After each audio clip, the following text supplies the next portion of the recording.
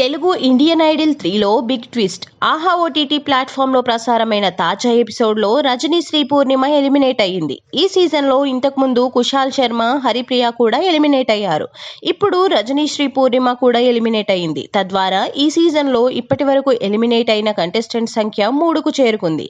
శ్రీరామ్ చంద్ర హోస్ట్గా వ్యవహరిస్తోన్న ఈ singing talent show elimination రౌండ్లో శ్రీధృతి, స్కంద, రజనీ శ్రీ పూర్ణిమ danger జోన్లో నిలిచారు. అయితే స్కందాకు అత్యధిక ఓట్లు పడ్డాయి. దీంతో తను సేఫ్ జోన్లోకి వెళ్లిపోయినట్లు ప్రకటించారు. ఆ తర్వాత శ్రీధృతి కూడా సేఫ్ అని తేలింది. దీంతో రజనీ శ్రీ పూర్ణిమ ఎలిమినేట్ కాక తప్పలేదు. కాగా రజనీ శ్రీ ఎలిమినేషన్ పై షో జడ్జి సింగర్ కార్తీక్ తీవ్ర విచారం వ్యక్తం చేశారు. రజనీ శ్రీ తన సింగింగ్ జర్నీని కొనసాగించాలని కోరారు.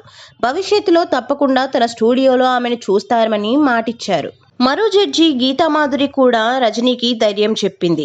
పాజిటివ్ దృక్పథంతో ఉండాలని, తన సంగీత ప్రయాణాన్ని కొనసాగించాలని కోరారు. మరో జడ్జి ఎస్ తమన్ కూడా రజనీశ్రీకి మాటిచ్చాడు. భవిష్యత్తులో ఈ యంగ్ సింగర్ తో కలిసి పనిచేయాలనుకుంటున్నట్లు తెలిపాడు. నిరాశపడొద్దని, ధైర్యంగా ఉండాలని ఆమెకు భరోసానిచ్చాడు తమన్. ఇక ఈ ఎపిసోడ్ కు ప్రత్యేక అతిథిగా విచ్చేసిన న్యాయ నిర్ణేత డ్రమ్స్ శివమణి రజనీ శ్రీ పూర్ణిమ టాలెంట్ పై ప్రశంసలు కురిపించారు.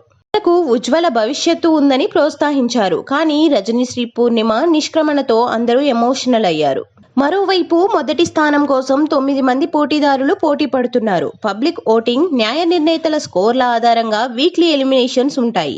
ప్రేక్షకులు ఆహా యాప్ ద్వారా లేదా ప్రతి పోటీదారు కోసం నియమించబడిన నెంబర్లకు కాల్ చేయడం ద్వారా ఓటు వేయవచ్చు. ఆన్లైన్ ఓటింగ్ లైన్లు శుక్రవారం నుండి 7 గంటలకు ఓపెన్ అవుతాయి. ఆదివారం వరకు ఉదయం 7 గంటల వరకు ఈ అవకాశం ఉంటుంది.